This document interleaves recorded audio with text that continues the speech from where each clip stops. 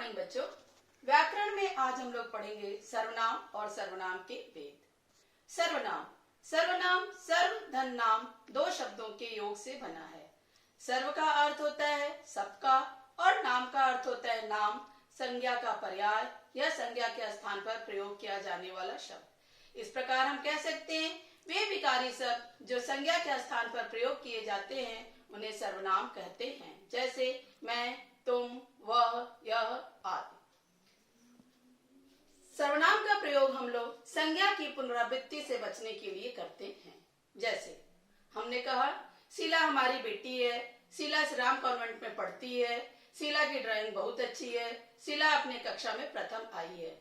इस तरह के वाक्य पढ़ने, सुनने, लिखने या व्याकरणिक दृष्टि से किसी भी तरह से सही नहीं माने जाते हैं। इसके स्थान पर यदि हम कहें शीला हमारी बेटी है, वह श्रीराम कॉन्वेंट में पढ़ती है, उसकी ड्राइंग बहुत अच्छी है, वह अपनी कक्षा में प्रथम आई है, दूसरे तरह के वाक्य हर तरह से सही लगते हैं, व्याकरणिक दृष्टि से भी और पढ़ने, सुनने, लिखने में भी। अब इसके पश्चात हम लोग जानते हैं सर्वनाम के भेद। सर्वनाम के 6 भेद होते हैं। पहला, पुरुषवाचक सर्वनाम।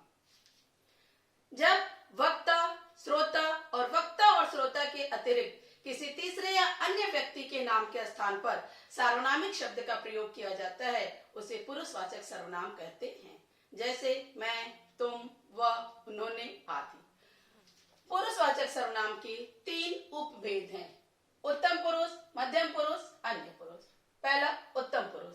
जब वक्ता अपने नाम के स्थान पर किसी सार्वनामिक शब्द का प्रयोग करता है उसे उत्तम पुरुष पुरुषवाचक सर्वनाम कहते हैं, जैसे मैं, हम, हमने, हमें आदि। मध्यम पुरुष। जब श्रोता के नाम के स्थान पर सार्वनामिक शब्द का प्रयोग किया जाता है उसे मध्यम पुरुष पुरुषवाचक सर्वनाम कहा जाता है, जैसे तुम, तुम्हें, तुमको, आप आदि। अन्य पुरुष। वक्ता और श्रोता को छोड़कर किसी तीसरे या अन्य के नाम के स्थान पर सार्वनामिक शब्द का प्रयोग किया जाता है उसे अन्य पुरुष पुरुषवाचक सर्वनाम कहा जाता है, जैसे वह, यह, वे, उन्होंने, उसको आदि। पुरुषवाचक सर्वनाम में कुछ बातों पर ध्यान देना आवश्यक होता है। उसमें पहला है, यदि किसी वाक्य में, एक ही वाक्य में कर्ता के स्थान पर तीनों पुरुष आ जाते हैं तो उनका क्रम 2, 3, 1 का होना चाहिए, जैसे तुम, वह और मैं एक साथ कविता पाठ करेंगे। दूसरा, पुरुषवाचक सर्वनाम का आप और वे यह आदर सूचक शब्द हैं और इनका प्रयोग हमेशा बहुवचन में होता है, जैसे पिताजी क्या आप चाय लेंगे, गुरुजी आए थे लेकिन वे चले गए।